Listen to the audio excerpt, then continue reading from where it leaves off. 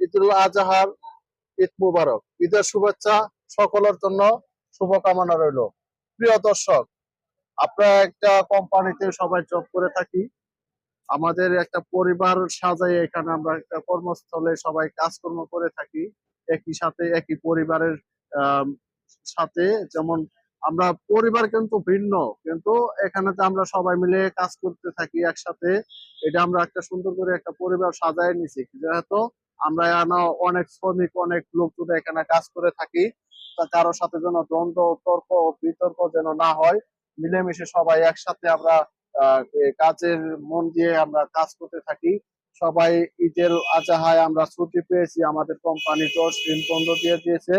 আমরা এই কোম্পানির এখন আমরা ছুটিতে, ঈদের আজহায় আমরা ছুটিতে চলে যাচ্ছি। এক পরিবার এখানে আমরা যে সাজিয়েছিলাম, যে পরিবারটা সাজিয়েছি সেই পরিবারকে রেখে এখন আমরা নিজের একটা যে নিজস্ব বাড়িতে একটা পরিবার রয়েছে, সেই পরিবারে কিন্তু আমরা সবাই এখন চলে যাব। সবাইকে নিয়ে বাড়ির ফ্যামিলিগত ভাবে আমরা সবার সাথে ঈদ কাটাইবো। যেহেতু আমরা আহ থাকি এখানে, আমরা কর্মস্থলে থাকি অনেকদিন একসাথে, সবাই মিলেমিশে কাজ করি।